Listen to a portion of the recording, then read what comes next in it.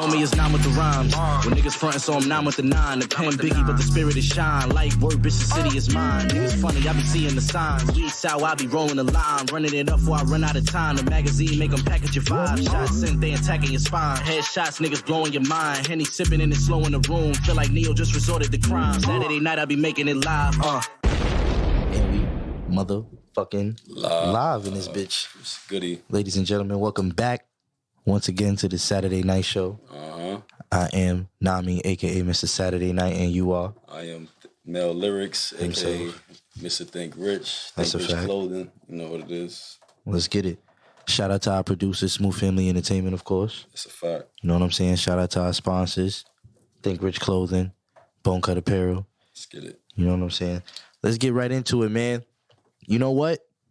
The headline is COVID is back, nigga. Yeah, nigga. And it's not playing, nigga. They bought the remix with it. Remix out, man. Son, I asked you before the show if it was appropriate for me to call this the COVID remix. Nigga, it is the remix. But here's why it's the remix. You know, I did a little baby research right before the show. This shit spreads faster than the original COVID It has more mutations. and kills niggas at a higher rate. Mm-hmm.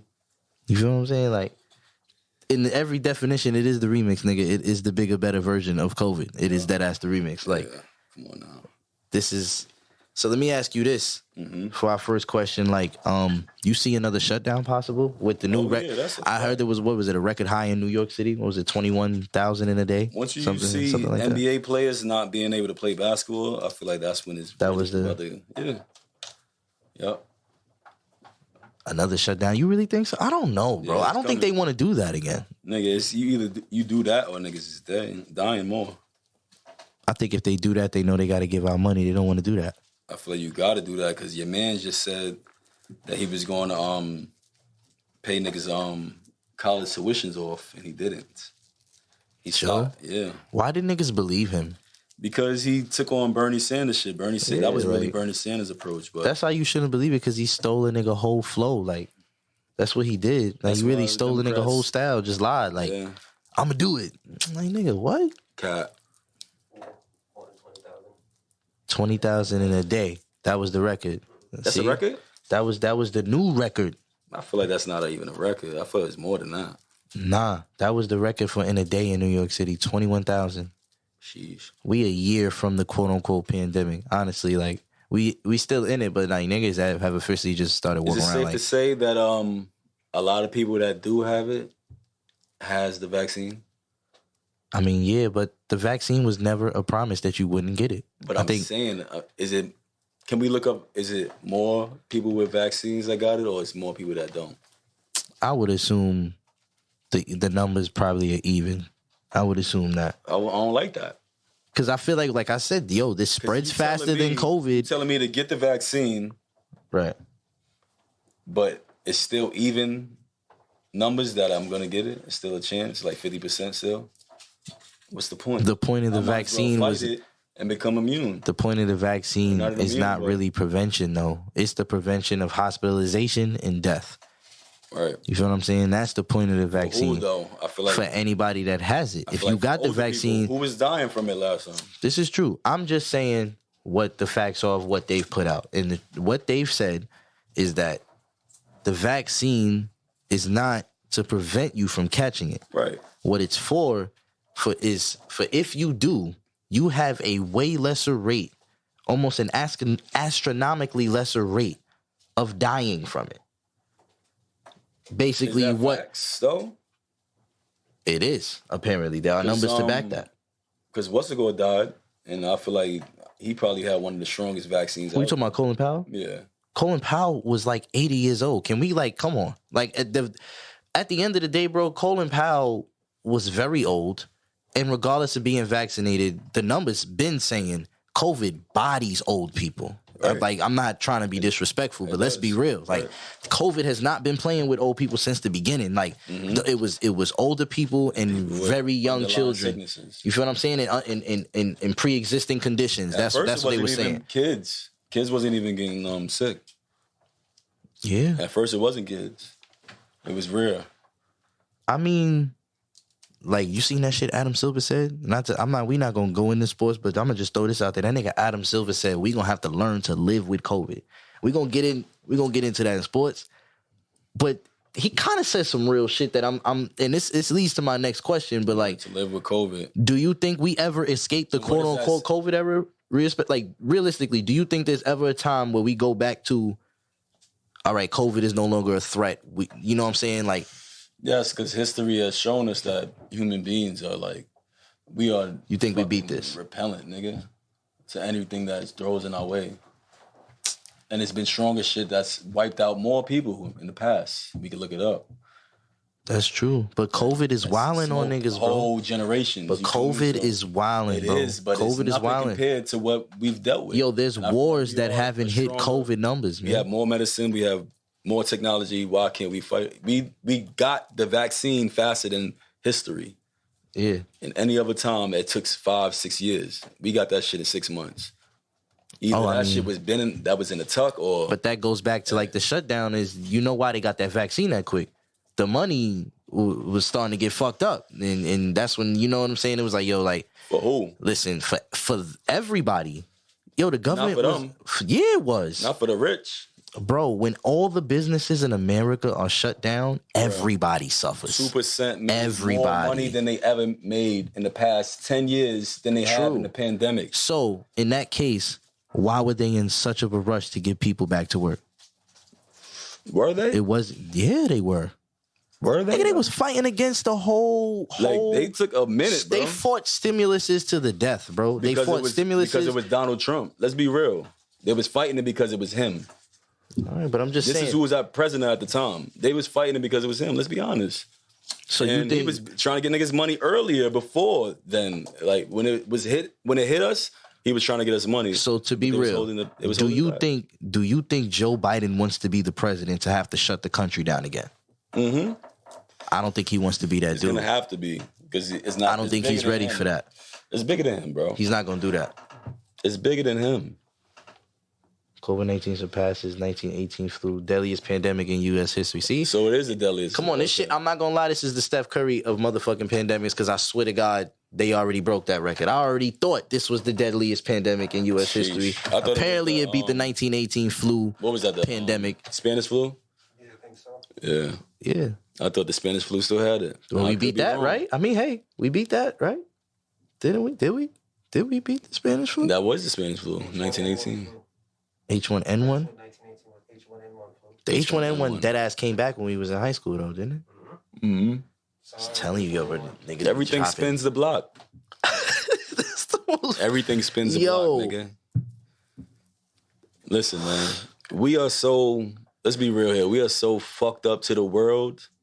And we do a lot of fucked up shit, like pollution. Oh, you're saying to like the planet Earth in general. You don't think the planet is trying to fight for its life? Do you think that's what COVID is? I'm thinking it's a mix of both. I think it's... Conspiracy Mel is back, y'all. Nigga, I'm always around. Yeah.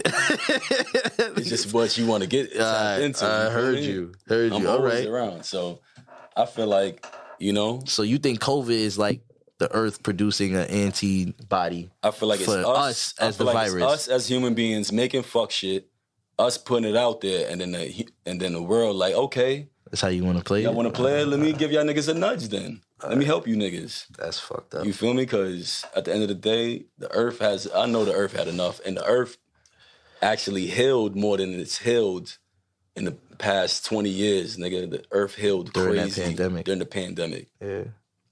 Like certain species was during the shutdown, we could say, because we're technically not out of the pandemic. We don't want to... You know what I'm saying? Because, you know, they're going to put the little... We always going to be in the COVID pandemic thing. When we share the clips, they're going to put the little COVID notice on the bottom. I seen a movie coming out on Netflix talking about COVID-23. Oh, yeah, of course.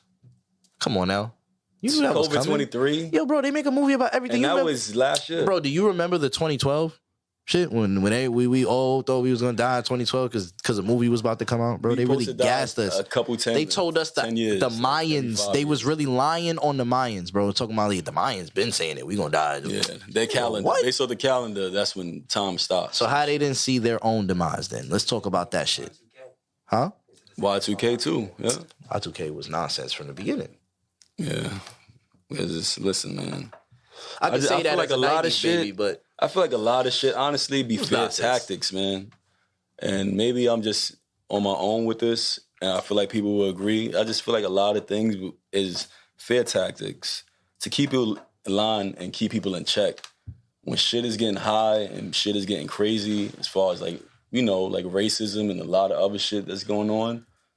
We got Kyle Rittenhouse getting off for murder, and then we got somebody else, Latino man that's locked up, going to jail for 102 years because his brakes and his semi-truck didn't stop. You know what about that Kyle Rittenhouse shit though? Like, do you know about that case though? Let's not skip. Let's not give him attention. You heard about that case though with what the kid. case? It's a guy. Excuse me, that I don't know his name, but I think it's in Missouri or something like that, or Colorado. What?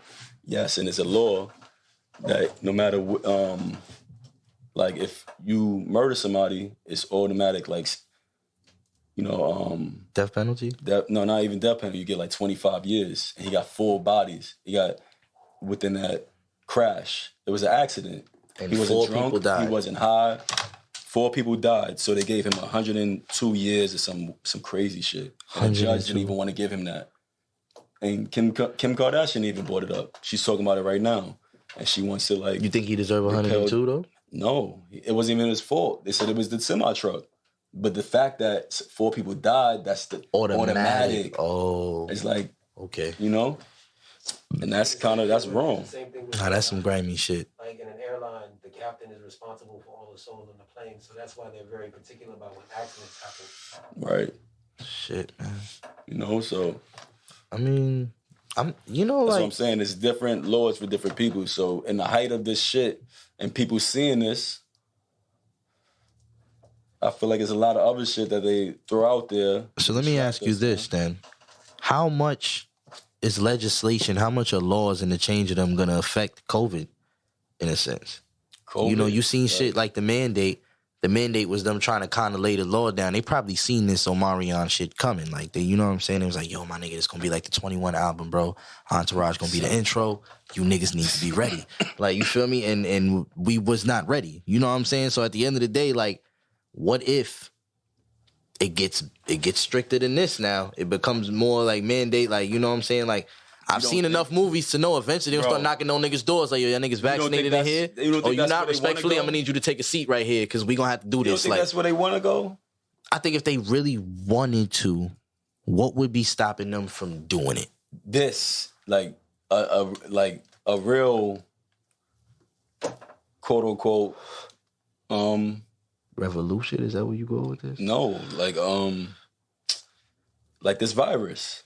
Like, that's the reason they could put it now in play. That's what I'm saying. But my thing is... So you make something more that's even worse than COVID, because that's not doing it. These niggas is not fair enough. My point is this. You know what I mean? If they wanted to run up in niggas' cribs and make sure they had a chip or whatever the fuck, would they need a virus to do some shit like that? Yeah, because that gets people in check. No, they wouldn't. They do, bro. No, it gets people in check. Son, now you can see what you can get away with. They know where everybody at all times, bro. Like, let's be real.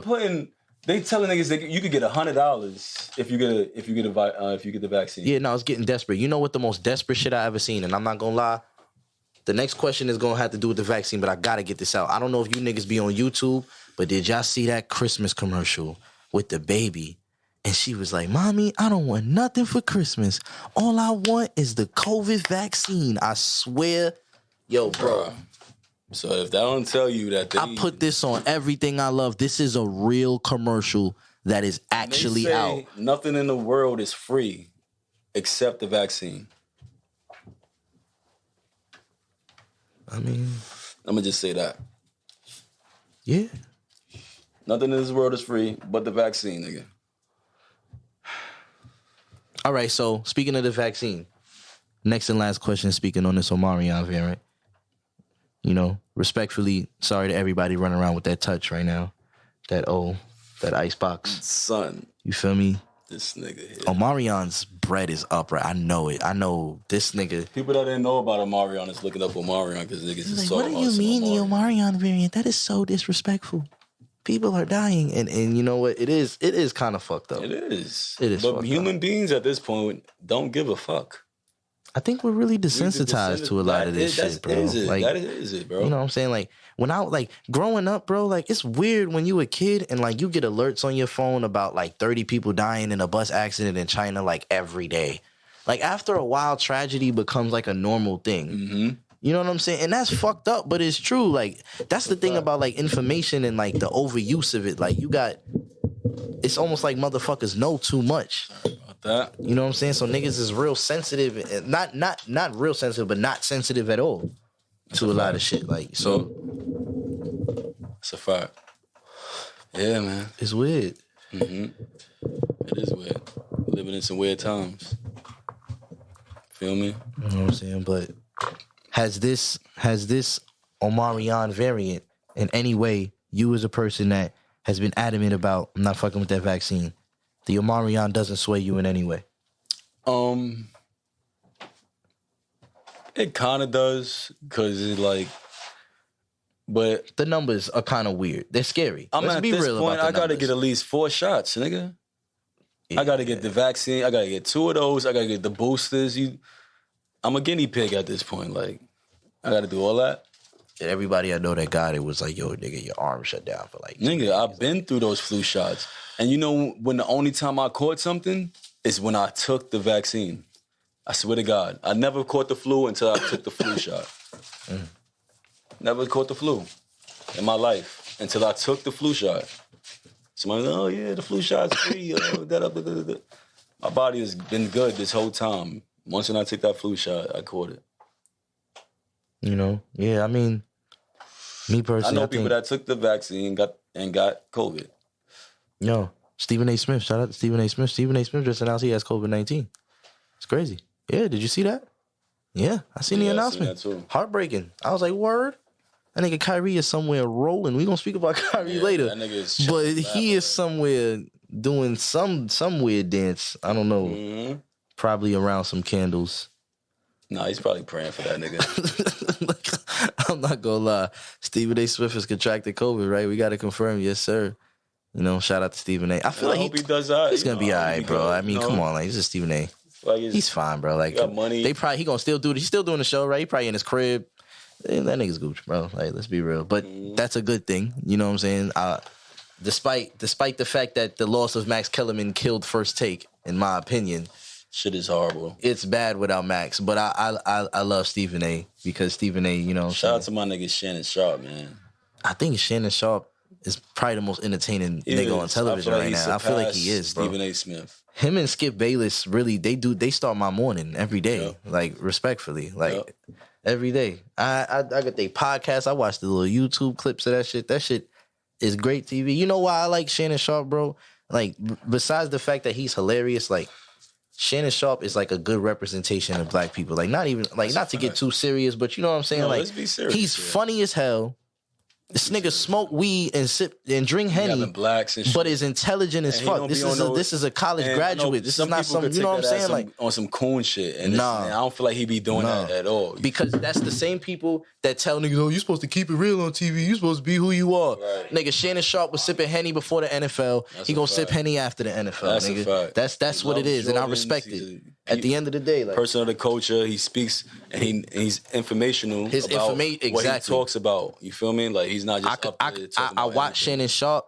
You get 3 things. You're gonna laugh, you're gonna learn, and not even 3. That's 2. You're gonna laugh, you're gonna learn at the end of the day. Shannon Sharp. Every time I watch him, I'm like, yo, this nigga, he dropped the jewel on me. I fuck with that nigga. Like, you know. And shout out to his grandma too. That be putting them on to all them jewels. Yo, I be wondering if he's his that grandma ass. or his uncle. I know that's real shit because you can't be just pulling them quotes from out of your ass. Like, it actually come from and resonate from somewhere. Word, bro. In your memories. You know, so what else we talking about today, man? So today, since, you know, we haven't really touched on it since we got into the episode, but if I'm not mistaken, this is the New Year's episode, correct? Yes, it is. We are. We in the future right now. Y'all don't know that, but yeah, we in the future because we know we a little ahead of time always. So yeah, you know, that was different. Nigga, Happy New Year's. We shooting an episode from next year, nigga. Yeah. Happy New Year's. Yeah, I was not ready for that, respectfully. We in the future right now. Yeah, I wasn't ready for that. But since we are in next year, we got to talk about last year. We got to do sort of a year in review. You know what I'm saying? We got to talk about 2021. I like that. And what was it to you? What was it to me? And all of that. So, to get it started, we're going to go brand and then we're going to go person. I like that. You know what I'm saying? So, for you, what was the year like for Think Rich? And then what was the year for Mel? 2021. You give us your short, maybe, not even short. You know, we got time. You give us your summary of this year, what it meant to you, what it taught you. You know what I'm saying? This is the chance for us to reflect on another year that we made it to. You know what I'm saying? This is nothing to sneeze at. This is nothing to, you know what I'm saying, take as a joke. You know what I'm saying? Like, it was a lot of, for me, for the brand, it was ups and downs. I feel like as any entrepreneur, y'all know how it can be, just, through the weeks, through the days. Some days it's going to be high, some days it's going to be low. You might not get one sale, but for me, it was always just a steady, like, trying to learn more, just trying to build on what I already had, build on my catalog, be more professional with, like, cards, little thank you notes, stuff like that. Like, stuff that's going to, like, prolong and make people remember you, That stuff sticks out, So if anybody that was, that's out there building your brand, I would, try to put little, things like that within your brand, to make it stand out and to make it, seem more professional and, like, people like that shit. And,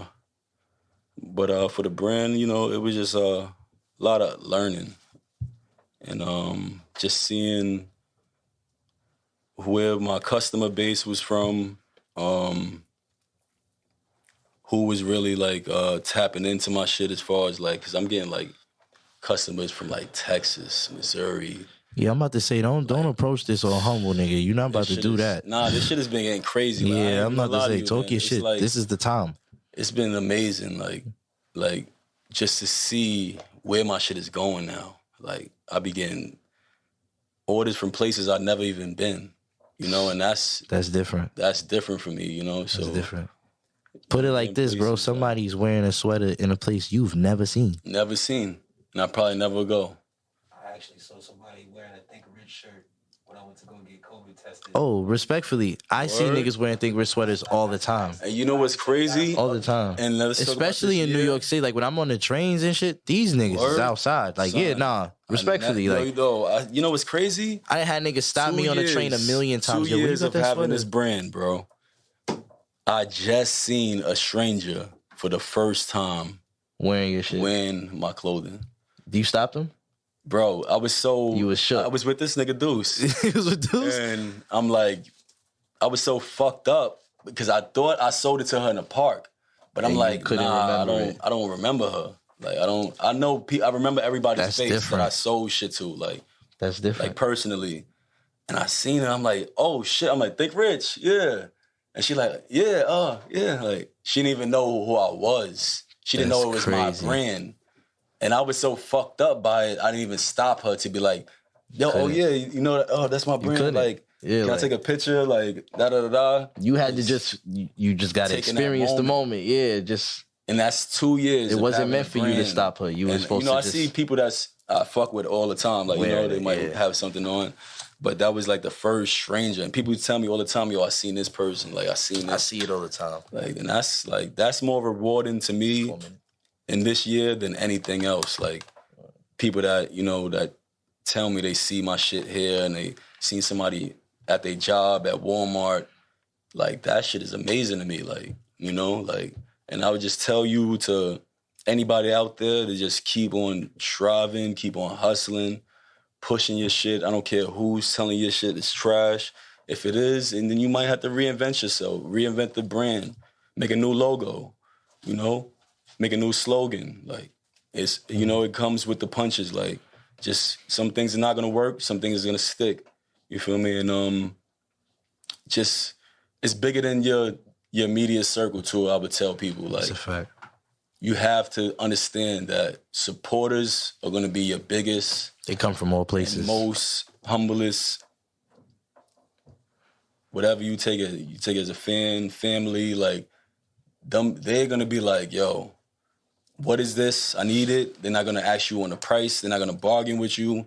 To be honest, like I had people that's like close to me, like really bargain with you over a t-shirt, like t-shirt, like really, like, you know, like won't even shout you out, but they want to like a shirt for $20, and I'm like, nah, nigga, like I tie-dyed this, like put the logo on it in my crib, like I did this myself. I handmade this, nigga. Like you telling me like you trying to shortchange me, so I'm telling you, like, don't give up on yourself, bet on yourself, invest in yourself, and you know, think rich, man. That's a fact. We got a few minutes to the break.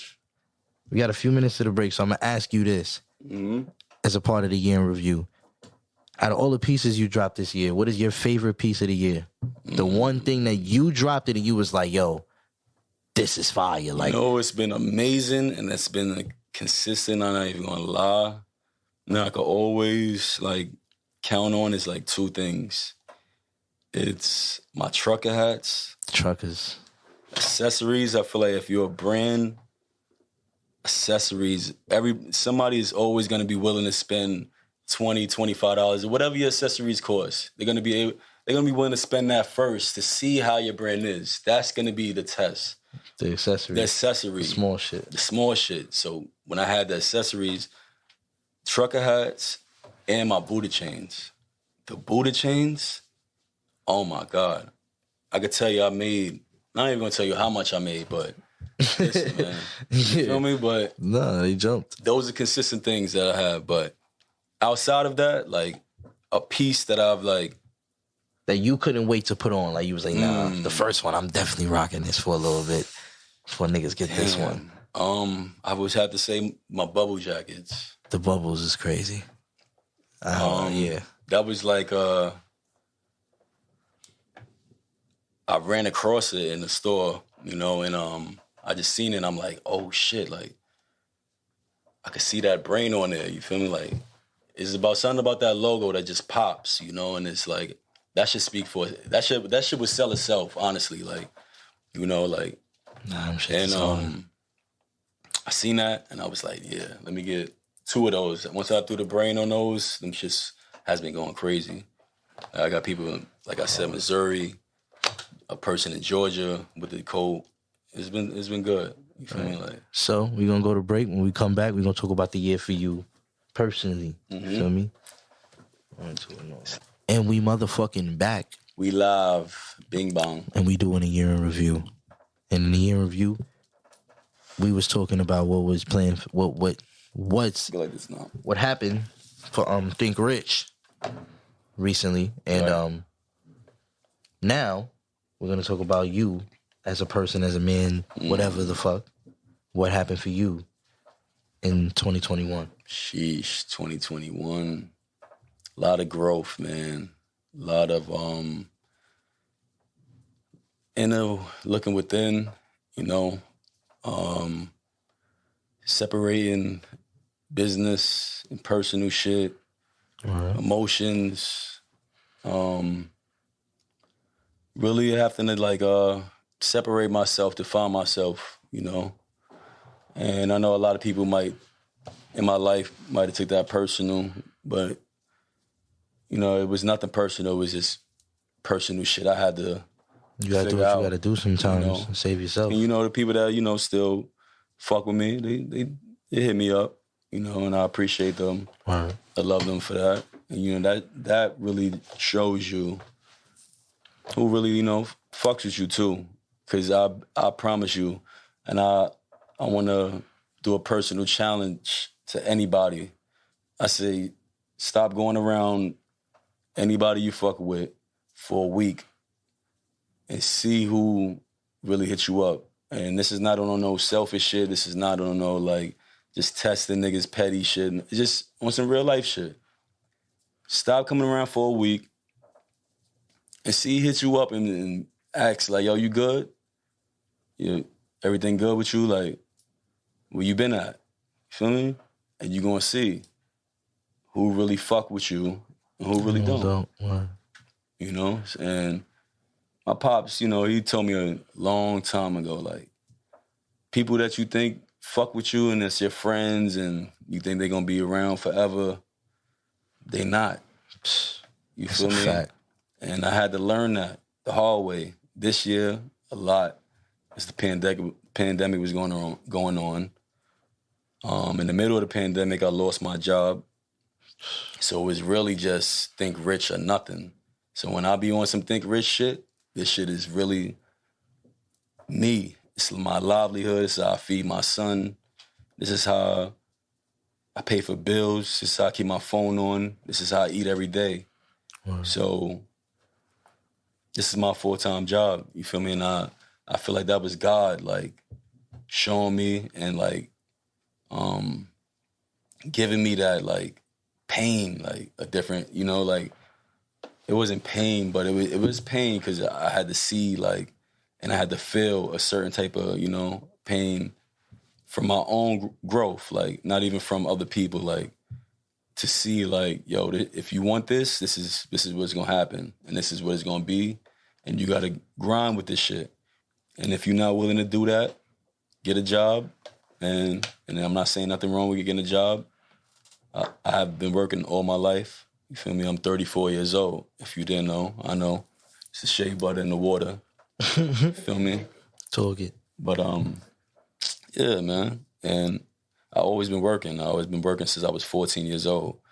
And I always told myself, like, I'd rather be working for myself. Like, I always wanted to be somebody that was, like, you know, had something of their own instead of building somebody else's. And there's nothing wrong with that. You know, if that's comfortable for you and you want to do that, that's great. You know, but for me, it was just like, I know I was more than you wanted more than that. More than what my job was, more than what my label was, more than what my pay was, more than what, you know, my paycheck was. You feel me? I was just like, I just needed to get out of that and get out of my own comfort zone and stop saying no more.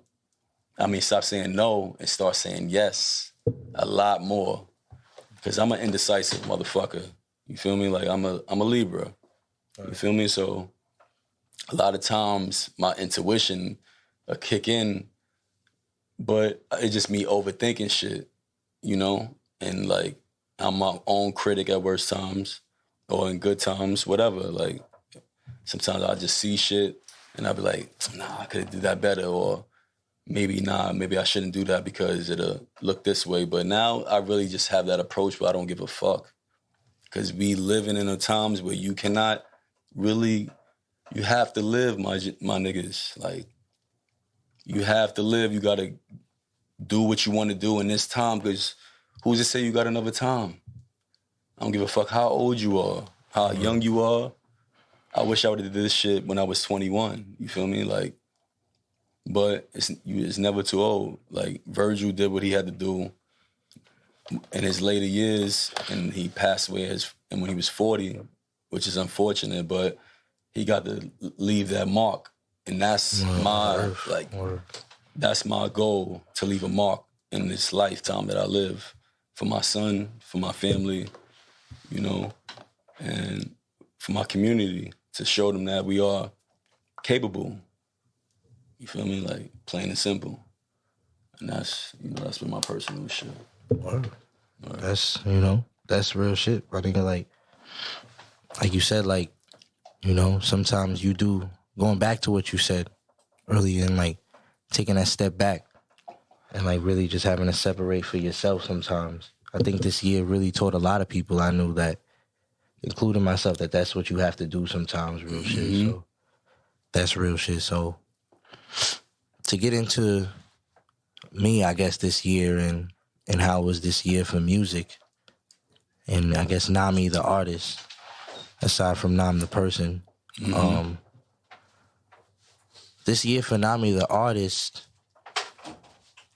All right, so then let's kind of start at the beginning. I fresh off of Kane Block, I dropped Midtown 95 in January. if I'm gonna say what Midtown 95 meant to me, like Midtown 95 was one of those things where I Classic. Sorry.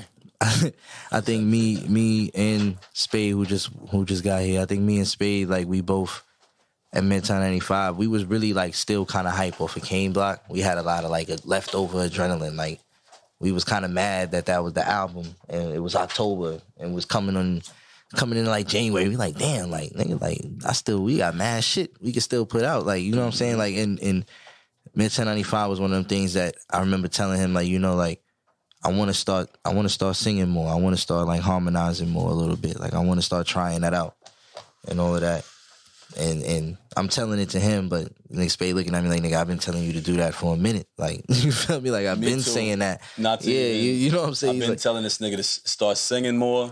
And nah, you right. Look, I've been telling this nigga, stop trying to impress these niggas. And for talk me, your real shit. I feel like his songs for women are like real emotion. Not to say that his songs for anything is not, but I feel like those come from true places. And true places, sometimes those are your best songs. That's and true. A lot of your songs for women come from true shit that's going on in your life. I gotta say, like, if they didn't know, when it I comes, want to put it out there, like when it comes to making songs for women or usually about women, it's I've always said I put every woman I've ever met in my life into one person. So, you know what I'm saying? The object is, in being objective, you have to talk about an imperfect person at all times. Because I can never approach... A lot of love songs come from this, like, I was so great to you when you did me wrong. And then it's like, you know, I had to ask myself, now, Paulo, how accurate is that for you, in all honesty? Like, let's be real. Right. You know what I'm saying? Like, you have your own shit as well. So... for you to even talk about a woman, you would have to talk about a person who was as imperfect as you are. So if I was to combine all of these women into one person, this bitch is capable of anything. She's capable of being the greatest person in the world. She's also capable of being the worst woman you've ever met. So when you talk about woman, you're talking about this character. Right. Because all of the verses, you would think that every experience is just... every verse is just like, this is one girl. No, not at all. Like, I feel like the joints that you have made are your relationships in that time. No, because a lot of them aren't accurate to the exact time I was making them. I wasn't going through that at that time. But a lot of times that I try to explain this to people is like, sometimes songs give you a mood when you hear them. Beats, they give you a mood when you hear them. Right. You know what I'm saying? So a lot of times you just hear these songs and you're like, okay, maybe I'm not in that perspective, but I remember that. I remember how that felt. I remember that, or I remember somebody telling me about that, and me having a fear about that, or a lot of shit like that. So a lot of the songs that are about women is more of like, okay, like, what did quote unquote she do this time that's making me have to write a song about it? What is the logic behind this? Because at the end of the day, I don't want to be the dude that just makes random fucking love songs out of the blue. At the end of you got to have something to draw from. I felt like there was personal. You saying they... To a certain extent, but I can't say they personal, like, I can't say they personal on a level like, yo, something happened to me and then I went to the studio and made a song about Shorty. Like, it was never like that. It was more like... because I don't feel like you're going to put the whole relationship out there. Yeah, I would never do that. I would never air nobody out like that. That's how I'm saying. Like, I would never air nobody out like that. It would be more one of them things that's like, okay, like, one, I have to, at the end of the day... Or maybe experiences. Let me not even saying personal. Maybe the experiences with certain type of woman you have dealt with. That you come from in your memory and you touch on in your lyrics. Is that safe to say? Because maybe it's not a certain woman that you're writing about. Maybe it could be a collective of different type of women you have dealt with.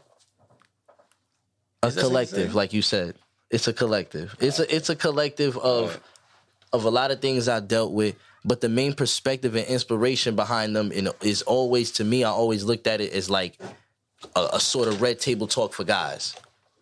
Every bar when I write songs for women, as much as I want women to kind of gravitate to them, I want men that listen to them to relate to what I'm saying. You have to kind of relate to it because that's the only perspective I can really speak from. I can't speak from anybody else. So a lot of songs, it's more of like, okay, like I'm gonna say the emotional things that I know guys don't really be wanting to say. They don't really want to say shit like that. Because at the end of the day, it's like, oh, nah, if I say that, she gonna say this and da-da-da. You don't really have that space. When you hear it on a song, that's the space for you. You know what I'm saying? And then, right. you know, and then a part of it, like I said, a part of it is accumulation of all females. And then a lot of it is like, you know, what do girls want to hear? Like, let's be real. We're, you know, as a musician, this is That's a fact. You have to attract people at the end of the day. I'm a guy. I'm there's something I want to hear when I put a song on, and there's something women want to hear from every artist. Drake is Drake for a reason. You know what I'm saying? That's no accident. So at the end of the day, like, to me, it's something I've worked on. It's something that I'm still working on, in my opinion. I don't really think I'm at like the peak of making songs. I eventually want to get to a point where it's a little bit better. But at the end of the day, just referring to what you said, that it's one of them things where I can understand what you're saying, because if you look at, in my opinion, some of my best songs, a lot of them are those songs. But that's more of like, to me, like My melody. nigga Poppy Namiii. It's more like melody and like you know what I'm saying, and the way I had to get creative because it's not my usual song. You know me, right. I just want to rap at the end of the day. That's but facts. you feel me? But sometimes I know that the beat does not require you to rap on this, and that's the thing. So that was basically the whole essence of Midtown 95, though. It was like Midtown 95 was like, I got to try something different. But of course, the last two songs I had to rap. And then from there, for the rest of the year, I did a lot of singles. Right. One of your personal favorite, People's Champ. Come on, which man. is on, man. underrated. I'm only Play that. I'm only speaking on this. I'm only speaking on this to say this. Like, this year, I'll say personally, musically, I feel like I hit new heights in certain levels that I feel like will kind of be noticed later. Mm-hmm. Like, in my opinion, the second verse of People's Champ is probably one of the best verses I've ever written. Nigga. And I'm more proud that I did that in like my 8th year doing music, that you had like a verse that was like, oh shit, like this is the hardest shit you've ever wrote. Like, and it was like, I remember listening to that verse back, like, what the fuck? Telling you, man. Like, you know what I'm saying? So I'll be telling this nigga to pump that song like it's Ali, nigga, in the 80s. there's a lot of songs, but what I am telling you, that especially this year, that a lot happened, is that we are going to pump like a motherfucker, is the album with me and K. And, you know, I feel like you still got to pump The Sky's White. The Sky's White is so fresh, so new, and it's still... The Sky is White is definitely going to have visuals to it. The Sky is White is going to be something that is going to come with a visual for most of the songs.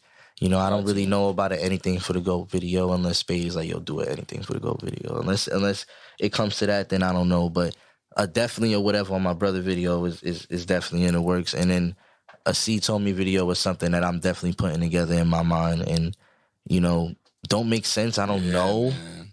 I don't know how to do it. Don't Make Sense video. I'm going to be honest with y'all. Yeah. I don't want to be standing outside by myself, Dog shit. just sitting there rapping. Don't make sense. That shit is going to look weird and lonely. I don't want to look weird and lonely in that video, respectfully. But I'm going to say this, that there's a lot, to me, I look at my catalog and I say there's a lot of videos that I can do. And going into this next year, I like the fact that I have a vast catalog, because then nobody knows what video is next. Yeah. And I like that. And I feel like this year I'm going to show people that the catalog is deep. Your shit is, come on, man. You know what I'm saying? And niggas be frontin', but... I think this year it got deeper. Songs like Blue Steel was really big. Songs like Blue Steel was really big for me. I feel like as an artist, Blue Steel is probably like a top 5 song. And what Blue Steel meant to me is a lot. What I'll always remember Blue Steel for is going to be really big for me going forward. And that's one song that I look at as like a benchmark. You know what I'm saying? It's probably like one of those videos that I feel like I remember that time and I'm going to always remember it. So I love Blue Steel for that. And, you know, shit like Stay Lit. Stay Lit was amazing. Shout out to nigga Liddy Lils. Shout out to Liddy Lils. Stay Lit was amazing. Classic. Summer Heat. A great experience, probably. I think it's like One of my favorite first song with videos you Lils. ever did. Yeah, that was a great video. That was a great video. And,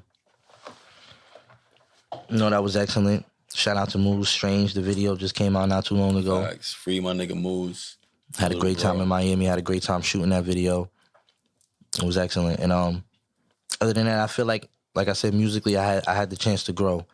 I had the chance to sit back and really not focus on making albums all the time like I usually do, and just focus on like making songs and recording and living with the music and kind of understanding. And I think next year now, I can say this year going into the next year musically, not to like skip topics, but I'm more prepared musically than I've ever been for a year. I'd say it's the time where I feel like, you know what I'm saying, the synergy of everything that we've worked hard for is kind of reaching like that pinnacle of everything working at the same time. It's like I can like see it coming together. And a lot of times you get down, like you say, you get those ups and downs, you get kind of negative. But the other day I'm just really sitting there, I'm like, you know what, like everything is kind of in place, right, to like align the way you want it to, and I'm grateful for that going into the next year. Amen. You know what I'm saying? How was the year for me personally? Yeah, it was crazy. It was it was the definition of up and down. If I could ever say that, I'd say that. You know what I'm saying? Obviously, anybody know me is the loss of my best friend Latrell was huge. Yeah, sorry that was no, and I know it's a difficult thing for all of us to talk about that knew like him, that and like... but for me, it's one of them things that, you know, we got 10 minutes to break. All right, cool. But you know, it's one of them things that it was very hard to get through, but we got through it. All of them, his family, us, our peoples, we all did, and I'm proud of everybody for doing that. You know what I'm saying? And that was pivotal for me to see everybody do. You know what I'm saying? But in the spirit of ups and downs in glorious fashion, I also found that I was going to be a father this year. So I don't know if this. I don't even think this is like a huge announcement, because I did put this on my Instagram. If you follow me, you've seen it. But listen, man, this is true. Followed her, and you separated, you know, from his actual Instagram and shit, and you just happened to stumble on the podcast. My nigga Namiii about to be a father. Yeah, man. I just found out I'm having a baby boy. For real. You know what I'm saying? His name is Amir Latrell Owens. Amir Latrell. You know what I'm saying? And love that, bro. shout out to my baby moms, of course. You know what I'm saying? And I'm actually, Mother, you know what I'm saying? Child. Let's stop. Mother, we're not doing that term. You know what? We're not doing that no more, bro. Respectfully. No baby mom shit. It's mother of my child. Shout out to the mother of my child. And because I will say, for everything that it is, like, you know, I'm very grateful for the type of person that she is. I'm very grateful that my son will have her as a mother. She's an amazing person, and she's going to be an even more amazing mother. And I'm grateful for that. So, like I said, life this year was an up and down experience to the fullest extent. So, you know, at the end, when you get to the end of the year and you sit back and you reflect on what this year was, what it really was, for me, it's one of those things that, like, you look back at everything you've been through, you still here, and you realize it's like, you know, all you have left is to be grateful for what you have. Facts. At the end of the day, that's what it's going to come down to. You can sit here and muddle over what you don't, what you're going to get one day, all of this other shit. At the end of the day, it starts with being grateful for what you got. Right. You know what I'm saying? Because it could all go away from you. It could all be taken. It could all be this, that, and the third. Anything can happen. Facts. You know what I'm saying? So I think that's the one thing I learned this year, is that going into this year, I don't think I was very grateful for a lot of the things I had. And I think this year really taught me that. Like, you know, like you're kind of underestimating the life you do have in seeking the one you want. You know what I'm saying? And not understanding that. And that's not saying... I agree. That's not saying get settled. That's not saying decide that your life is enough.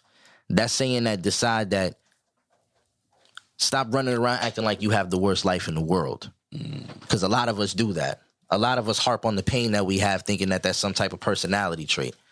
Being hurt is not a personality trait. It's something you need to figure out. It's something you need to go talk to somebody about. It's something you might need to call a friend about. It's not something to use.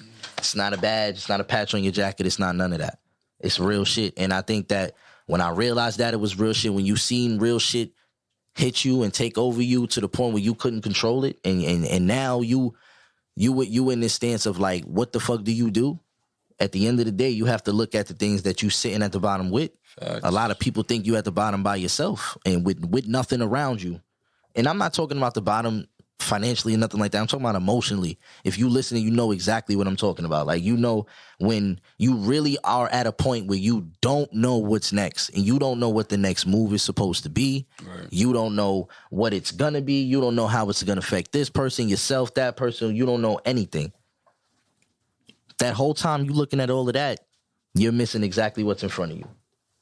Sometimes God and life, whatever you believe in, sometimes they just want you to be present for the moment right now. Yeah. Sometimes you have to understand where you at. Real shit. I was in Miami sitting there and I'm thinking about all the shit going on at home. And then I'm like sitting there like, you're in Miami. Word. You've never been here, nigga. Yep. And you over here thinking about New York. And you just have to start looking at life and start having a joy for what it is to live again. Like, a lot of people, it's become this fad to like act like life is so bad. Like, you know what I'm saying? Like, it's so dreadful. It's the worst thing in the world. It's like, you know, at the end of the day, like, it's a lot of complaining. It's a lot of bullshit. If you really put it down to the bare elements of what matters and what doesn't, it's a lot of fuck shit. We're all running around complaining about a lot of bullshit at the end of the day. Not to say that we don't have a reason to complain, but we do it. And we ain't talking about nothing at the end of the day. We got 5 minutes to the break. So just in your opinion, on a cultural, musical level or whatever, this year, what was your opinion of this year as far as like everything you've seen that doesn't have to do with you personally, but has to do with like the Hollywood world or whatever the fuck? Sheesh. You know what I'm saying? We lost a lot of great people this year. Yeah. I feel like we lose at least one or two every year. We lost a lot more than one or two this year. This was different. Yeah, it was like the Ruler. Who? Draco the Ruler just passed recently, right? Just passed. Got stabbed in the neck. Backstage. Jesus Christ. While he's performing. You know, so that's crazy. So, you know, it's just like a lot of unnecessary death and shit. I feel like that could have been bypassed. I feel like we don't protect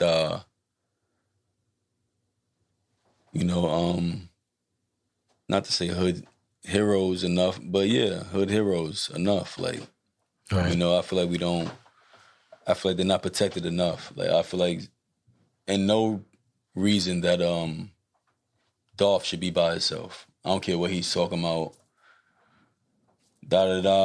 Somebody follow that man. You feel me? Like, have a car in behind him. You know, his homeboys follow him. Whatever case may be. We got to start treating these niggas like Nelson Mandela, man. Like, come on, man. These niggas is paying people's payrolls. You feel me? And it's not just 2-3 niggas. It's entourage of maybe 100 people. There's payrolls for other businesses that they may have. Like, once when they die, all that shit stops. Yeah. You feel me? Unless somebody else picks it back up. But if your name ain't Young Dolph and your name ain't signed on that shit, all that shit is over with. Unless it's residual money, you know? So I feel like, you know, we just gotta do more, you do better too as a unit, like, as a people, like, and stop, you know, like, using hip hop as a fucking excuse to do stupid shit. You know, word. That was a good one right there. Stop using hip hop as an excuse to do stupid shit. Like, if that's who the fuck you are, that's who you are. Like, you know, like, and I just feel like that's always gonna be the bad rap around just black violence and whatever. Like, it's gonna be hip hop, you know, this is what, you know, like, I feel like violence is violence. Like, people kill people that live next to them. We got fucking serial killers. You have all kind of violence out here. You feel me? Like, right. No matter what it is. And I feel like we just got to do better as a people to, like, know, like, what's right and the moral compass of where we going. Because if we don't do that, then we lost already. You feel me? We ain't got to worry about the white man. Like, word. We doing it, you know, not to sound like that, but it is what it is. You feel me? Like, because we can't blame it on nobody else. If we killing ourselves, and we killing bosses. We not killing Pookie from down the street, not to say his life means less. You feel me? Because it all trickles down from what we see. You see fuck shit happen up high, fuck shit is down to happen in the streets. Like, if a nigga know he could get away with that shit, a nigga like Young Dolph, a nigga going to definitely kill a nigga that's on his block. You feel me? Like, and that shit is a representation of, you know, the culture that we living in and the times we living in. Desensitized to like death and block shit, and I feel like if you're not trying to be a king or a boss, fuck all that other shit, man. That's a fact. That's a fact. But we gonna get into sports after this commercial break. All right. Ladies and gentlemen, this is the part where the ladies turn the show off. I'm not gonna lie to you. Yeah. We getting into sports. I know This is, you know, it's gonna get a little bit, you know, unless I'm not, you know what? Yeah. Let's not say that. Let's not knock you know the what I'm ladies saying? that's out here that do watch sports. They do. You know what I'm saying? Yeah. And I know a lot of women I can talk sports with. So you know what? I'm not gonna do that. But I will say this, that this part is about to get a little hectic because you know a lot of shit is going on amid the COVID things, and you see a lot of rosters, they losing their players. There's one nigga coming back, ladies and gentlemen. Kyrie Irving is suiting the fuck up for the Brooklyn Nets to only play away games, correct? If I'm not bugging, and there's a couple states he can't play in. He can't play against Golden State because they have the mandate, and there's a couple other states that also have the mandate. Kyrie is back, man. What do you think of this? Yo, shout out to a nigga that stood on his 2 feet, on his 10 toes. Kyrie beat the system. He did. Didn't fold. He won. And he won, man. He did. And that just shows you the power of just being real, man. Just being real with yourself and just being like, you know what? Hey, I'm not gonna do that because I don't feel comfortable. And we deal with that on all bases, on all levels as being humans. Like, we feel at times we're not comfortable with something and we don't want to do it. And if that person says I don't care what their contract is or what their stature is or how much money they make or if that person is willing to lose that money, willing to sit out, willing to take everything that comes with it and be like, hey, you know what? Fuck it. And he did that. And a lot of people don't get away with that. So I'm saying, hey, yo, Kyrie, shout out to you, my brother. Shout out to Kyrie, you know? You stood on your 10 toes and you believed in what you believed in. And that tells you what the NBA is really about. Because now, what's the difference between then and now? Is it money? I'll tell you what the difference is. The Nets ain't record? it. That's what it is. What's their record? They're first in the East, but you know what So the problem what? is? They keep losing to the good teams. No, if they're first That's in the the East, problem. then They're losing to all the good teams. They're losing to the Bucks, the Heat.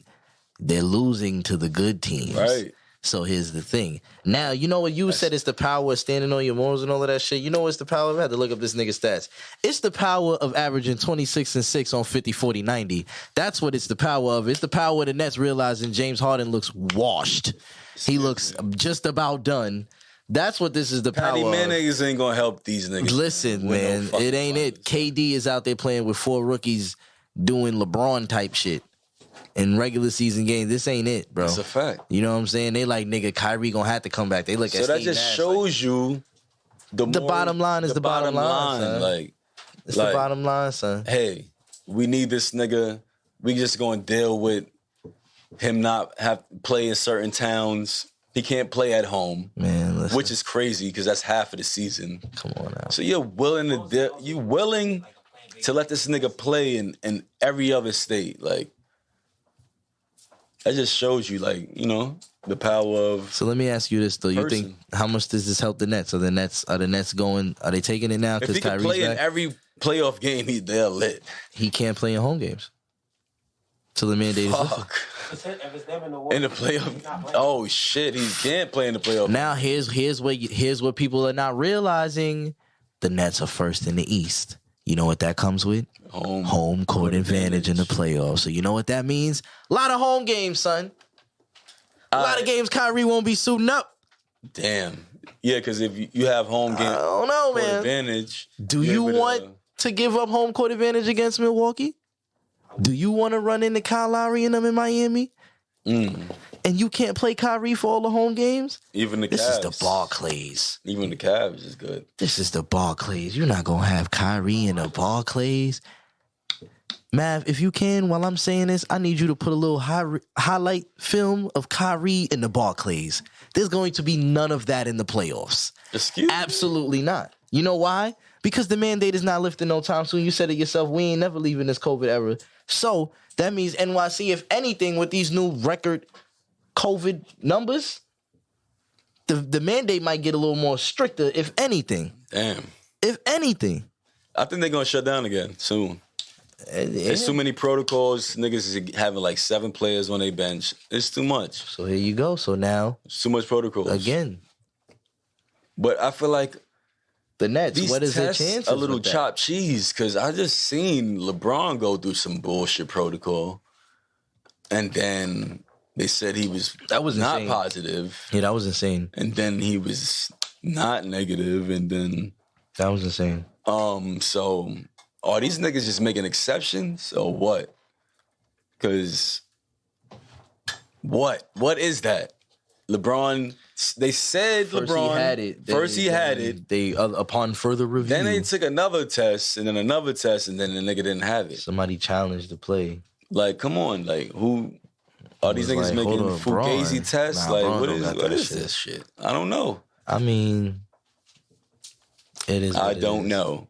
I'm just a nigga from Brooklyn, man. Yeah. At the end of the day, I mean, Kyrie is back. It is what it is. In my opinion, in my opinion, to be 100%, yeah, I mean, the Nets are going to win a lot of more away games, I guess. But, like, dude, y'all are the best team in the East right now without him.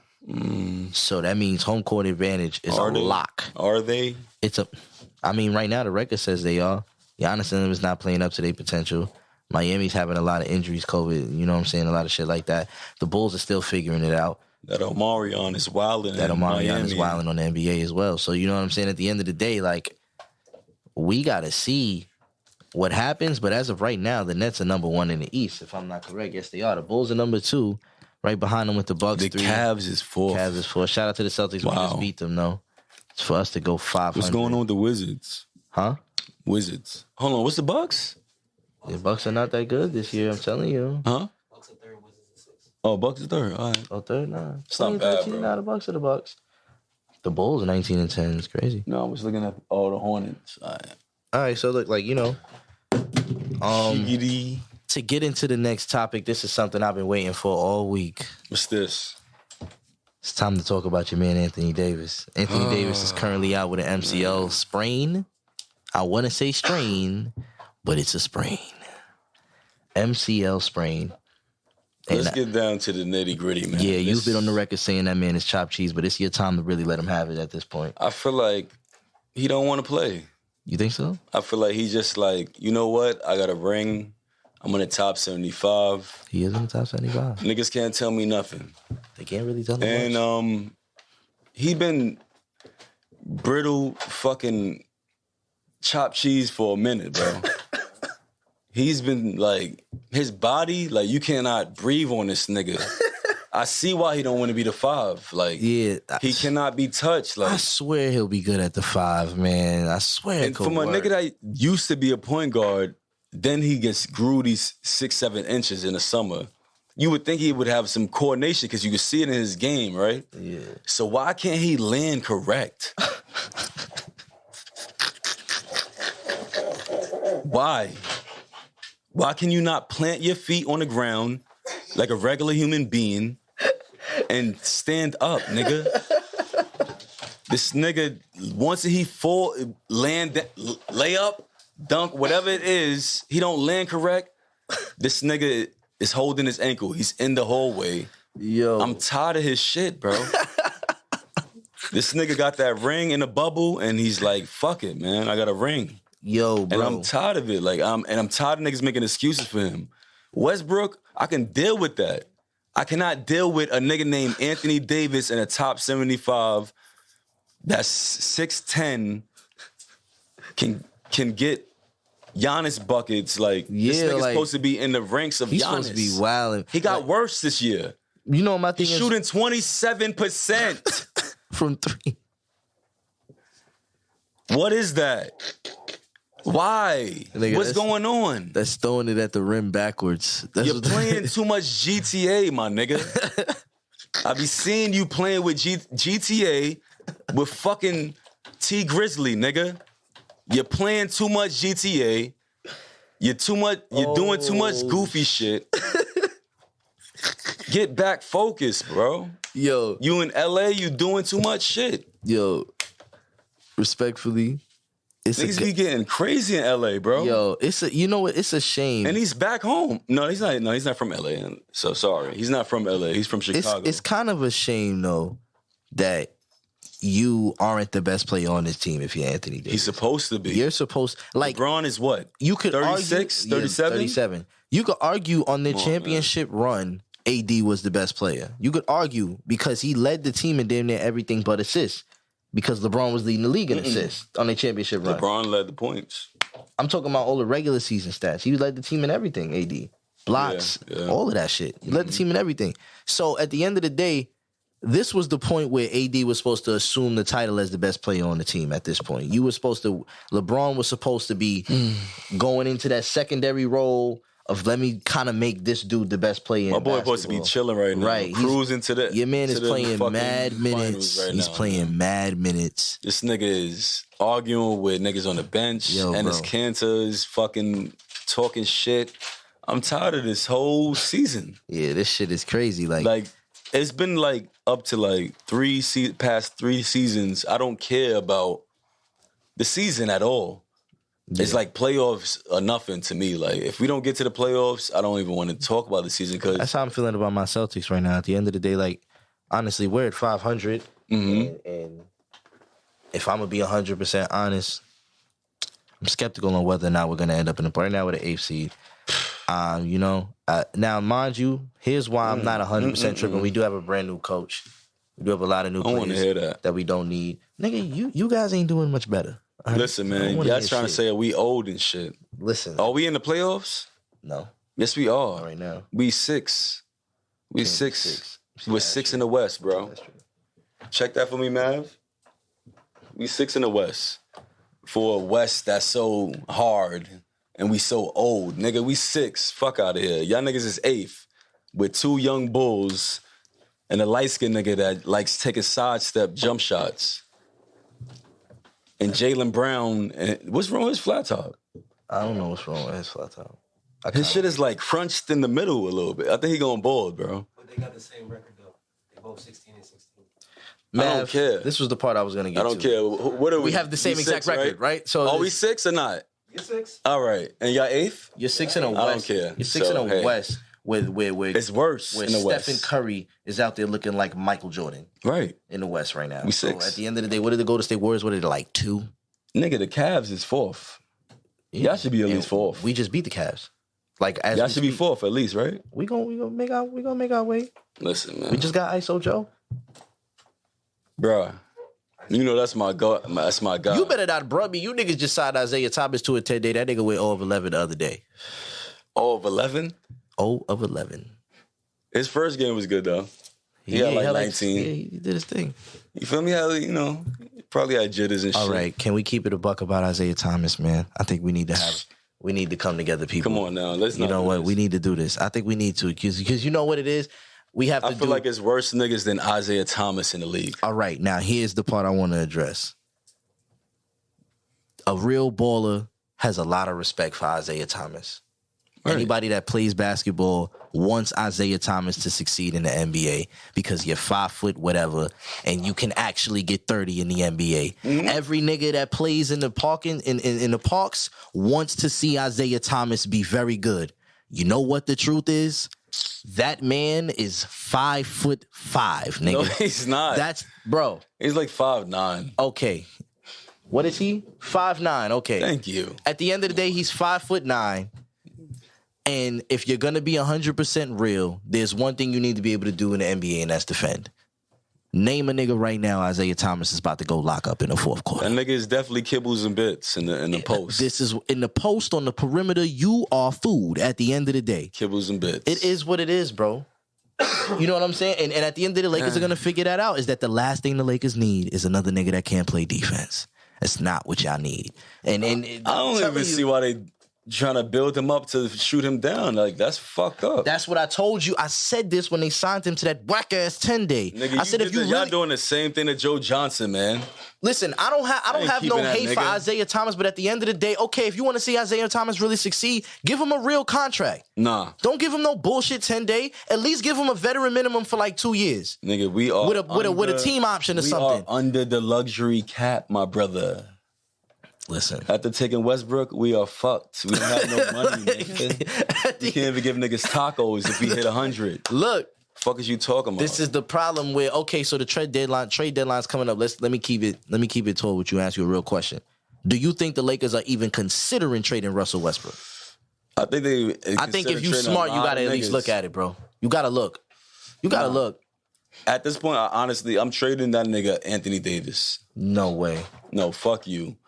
I would trade Anthony Davis for fat ass Zion right now, nigga. Nah, nobody wants. I'm not gonna lie. Send that nigga back to New Orleans. I'm calling it now, ladies and gentlemen. You heard it here. Let Zion work out with LeBron for a whole year. Happening. That nigga is T1000 from Terminator. Nigga. No. Are you out of your mind? You know what Zion is? I'm calling it now. Zion on LeBron's fucking eating meal. LeBron he would never do it. Pocket, first that of all. Nigga Zion is a burger eating. No, he's not. Ham hock eating. No, he's not. Nah, bro. Because he's in New Orleans chilling with the lady from Popeyes, nigga. Eating mad he's gumbo. Chilling with her. I'm not hearing nothing, bro. He's chilling with the ladies from Popeye, getting crazy. At the end of the day, he don't want to play for New Orleans. I'm gonna call it here. Send AD back. Zion is Greg Oden. At the end of the day, and we don't want to accept it. Ja Morant was the real jewel from that draft class. Averaged 27, 9, and 7, nigga. And you know what Greg Oden never did? Weigh 320 pounds. He probably averaged 400, nigga. You know who else I seen do that? Eddie Curry. How did that work for him? Don't nobody get to 300 and then figure it out. You ain't never seen a nigga get to 300 pounds in the NBA and then be like, you know what? Shaq, nigga. Nigga, Shaq was getting MVPs at 320. It was that's a whole different. I say his name because you said nobody. Come on, bro. But at the end of the day, Shaq was different. That was way different. He's a different type of monster. Prime Shaq is 320 pounds. But listen, I'm trading that nigga Anthony Davis. That nigga's kibbles and bits. His body is fribbed. His fucking eyebrow is tired. No. I'm tired of his shit. He don't want to play. No. He's done. No. We can get at least 4 niggas for that nigga. I'm tired. Not that nigga. Not Zion. Not Zion. Nah, not Zion. But we can get at least 4 niggas for him. I think y'all need to go get Lonzo back. Y'all need to go. We don't need no point y'all need to go call LeVar Ball and apologize. That's what y'all need to go do. Point guards, bro. Y'all need Lonzo Ball. You don't need no point guards, but they went and got Russell Westbrook. What type of shit is that? It's Russell Westbrook, dog. Bro, I don't have no problem with Russell. You don't? I do. Russ don't work for y'all. That's the problem with Russ. I don't have no problem with him. Russ does not work for the Lakers, but that don't work, man. He's all right. I can deal with him doing his bullshit. I cannot deal with Anthony Davis and the rest of these fucking Bazemore. Kent Bazemore, nigga. Kent Bazemore is pretty good. Ellington. He's a shooter. Didn't he hit a game winner for y'all niggas? No. I would rather your man Reeves be on the court. Let's get these young niggas going. Good. Austin Reeves is a good player. Let's get these young niggas going. Like, yeah, honestly. First of all, I'm tired of LeBron playing the center. Yeah, I don't know what the fuck is. What is this new lineup? Yeah, LeBron playing the center the past 3 games. You cannot try to be the Warriors. Vucevic and loose niggas. You cannot try to be the Warriors with. And these niggas is posting him up, and he got to score 30. I'm like, what is going? Like, where's DeAndre? Where's Dwight? Hey man, can we bring McGee back? Where's JaVale? JaVale's in the Suns. DeAndre Jordan is trash. That's what happened. No, he's not. What? That man is hot. He need more minutes or something. Hong Kong Fooey. That nigga is trash, bro. Fuck y'all niggas, man. He's horrible. I'm not gonna lie, bro. Like, the Lakers be doing some like, you know what I could say, bro? We are friends because we both like teams that have GMs that do completely retarded shit at all times. You know what I'm saying? I appreciate that. Niggas hired Frank Vogel instead of Mark Jackson. and then made Jason Kidd the assistant coach on some disrespectful shit. Ain't that some crazy? I feel like we hired crazy. Frank Vogel because LeBron could tell Frank Vogel to shut the fuck up. True. You're not telling Mark Jackson. That nigga Ty Lue was telling Braun shut the fuck up, and, No, he and they wasn't. came back from 3-1, No, he wasn't. nigga. Yes, he was. That nigga. Yes, that he was was. his son. He got. That's what they said he did got in the finals. That's what they said he did. That nigga David Blake fired for that little nigga. So David Black, don't yeah, do that. but at the end of the day, that nigga Ty Lue was in that locker room like, hey, Braun, you need to step it the fuck up, nigga. No. And yeah, that's what the story is, nigga. That's what happened. They said that nigga Ty Lue pressed that nigga Braun like, yo, my nigga, you're not doing LeBron James shit, and we need LeBron James shit in the second half. And he was like, LeBron was feeling some type of way, and at the finals, like, you know, that nigga Ty Lue stepped to me, you know, he said some real shit. That's what I heard the story was, bro. Yeah, when they came back from 3-1, I heard Ty Lue had to let that nigga know in the locker room, I'm not playing with you, nigga. Like, I know you LeBron and all of that, but I smack fire out you, bro. You better get it together on this court. Like, almost average triple double, right? Yeah, you got to do it. Listen, at the end of the day, LeBron is gonna do LeBron shit in the finals, but you need that coach. That's, you know, even Phil Jackson told Jordan you're not playing hard at one point. Like, yo, what you doing, bro? What you got? Like, you got like 10 in the first half, so that's what we pay you for, respectfully. Like 30 mil for that. That's what we doing. I feel like Phil Jackson, you gotta have that shut coach. The fuck up. From what? Nah, Yeah. Phil Jackson was not playing with Mike. When I got here, you had no rings. I came here with a ring, nigga. Phil Jackson won a ring as a player. As a player. Yeah, what's up, nigga? I got one. You haven't won as a coach. I got one. I was on the court. I got one. Where was Mike's? Here, nigga. Where was Mike's? We got each other here. You just perfected my shit. When I got here, you was getting swept by Larry Bird, nigga. So you better get it together, nigga. You better get your shit together. And listen, I slapped that Boldy in here. That nigga Phil was not playing with him, nigga, at all. Don't do that. Nah. Mike was like, make sure that triangle end with me, nigga. Yeah, whatever. That's it. And when did they win? Make sure that triangle end with me. And they won when Mike figured out this nigga Phil is not playing. Do this half of the game, nigga. I know. Break up that triangle and fucking ISO. I know Scotty. That's it. I know Scotty gonna get his 17 though. I know you gonna pass that ball and let Scotty get his 17, Mike. Because Phil is not fucking playing. Yeah, let me get a little 17. You feel me? Jordan gonna get his fucking 33, and that's gonna be that. You feel me? That, you know, at the end of the day. But you feel me? Phil wasn't playing with that nigga. You gotta have that coach at the end of the day. You know what I'm saying? What was the other injury we just found out about? Who's out for 8 weeks? Derrick Rose out for 8 weeks. Oh man. New York has been a very silent place lately. New York has been fucked up. New York was loud as fuck last year, wasn't they? They've been loud as fuck this early this season. Yeah. I got a couple friends that was like in my DMs talking about the Knicks. You know what I gotta address? Beating the Lakers and shit. I gotta address Knicks fans. The way y'all have turned on Julius Randle is sad. Yeah, man. It's disgraceful. Y'all always do this. I'm gonna be honest with you. Julius Randle has brought y'all back to prominence. How dare you blame Julius Randle for your problems? You feel me? He can't use his right. Look at him over there. Why can't he go left? Did it matter when he was averaging 25? James Harden did it matter then? Go left and he's still. I mean, don't need to go right. He's still. Come on, he can't go right. You know what? I would be more mad at R.J. Barrett for not being able to go right. You went to Duke and you can't go right. How did that happen? That's crazy. How did you get into Duke and you can't go right? Now you're a spot up shooter.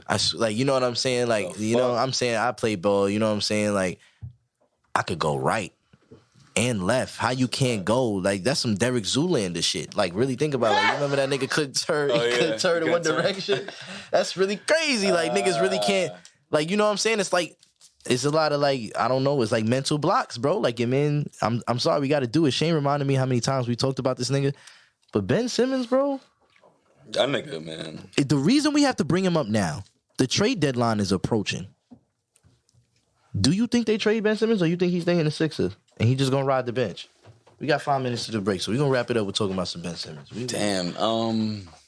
I would trade him. Get him out of here. I feel like we always talk about this nigga Ben Simmons, first of all. But I mean, after the trade deadline, I feel like there's nothing to talk about at that point. I feel like we see that nigga at the crossroads at this time. Yeah, just whatever happens at this point. I mean, I don't know, bro. I feel like we just let bygones be bygones. Like, he was a good player at one point in time, but do the NBA really need Ben Simmons? The Sixers need Ben Simmons. Yeah, do the NBA The Sixers Ben do. Simmons? The Philadelphia At Sixers first, I need was Ben on Simmons. the Ben Simmons train, but I'm looking at it like, I didn't miss him this season. Like, for what he's worth. I did not miss him. You mean a 6'8" whack? I mean, what, 6'10" whack Lonzo Ball? That's what I'm saying. That's all he is. Lonzo Ball, he's not even... Lonzo Ball is no debate better than him at this point. We can't even debate that. That's not an argument. Lonzo Ball got a fucking jump shot. It's better than Ben Simmons. Come on now. Ben Simmons ain't shoot a jump shot all year. I'm supposed to care about this nigga? Fuck him. First of all, that nigga's in Australia chilling right now, eating fucking oatmeal and bullshit. Fuck that nigga. At the end of the day, yo, like, when it comes to Ben Simmons at this point, I feel like the same thing Joel Embiid said, like, at this point, if you want the Sixers, do you really care at this point? Like, no, my nigga, fuck you then, bro. Like, at the end of the day, like, you don't want to play because you don't want to shoot jump shots, nigga. That's why you don't want to play. First of all, he didn't shoot at all. Not that he didn't shoot jump shots. The nigga didn't take a layup. Yeah, you wasn't doing shit. You're 6'10", my nigga. I don't understand. And you didn't dunk on niggas' heads in the playoffs. Like, you didn't even try. Like, you turned off your button in the fourth quarter. Like, I'm just diming niggas or doing whatever you tried to do. That was it? This is the playoffs, boss. My Lord. Come on, man. Fuck him. Really. He's out of here. So, him, AD, niggas is on the shit list. You can play for Team Australia in the fucking Olympics, whatever you want to do. He probably would do that, too. Whatever, bro. Whole ass nigga come at it. Hey, play for Australia. Then, I bet you gonna be shooting jump shots in FIBA. They still gotta pay him.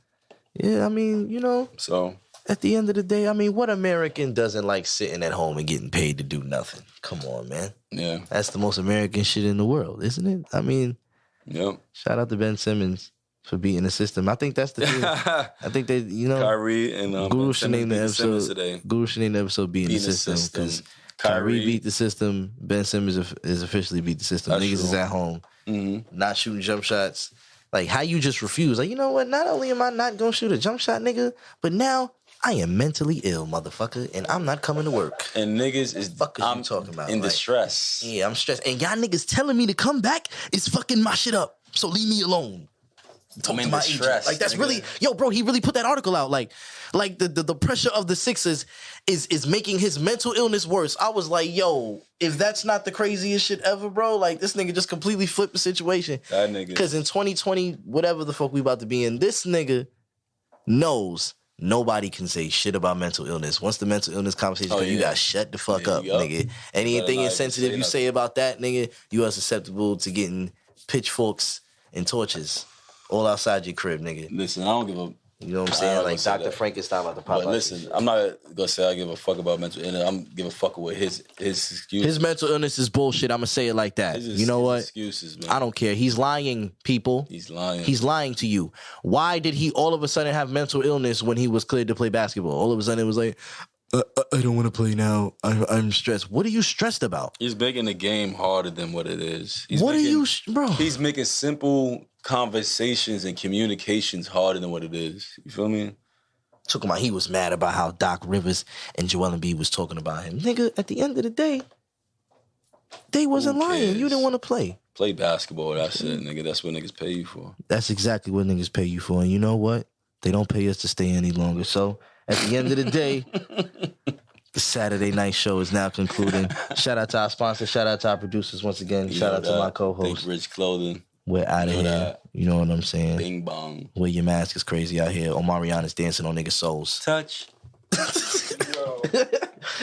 Homie is 9 with the rhymes. When niggas frontin', so I'm 9 with the 9. The pen biggie, but the spirit is shine. Like word, bitch, the city is mine. Niggas funny, I be seeing the signs. We sour, I be rolling the line. Running it up before I run out of time. The magazine make them package your 5 shots. And they attacking your spine. Headshots, niggas blowing your mind. Henny sipping and it's slow in the room. Feel like Neo just resorted to crime. Saturday night, I be making it live.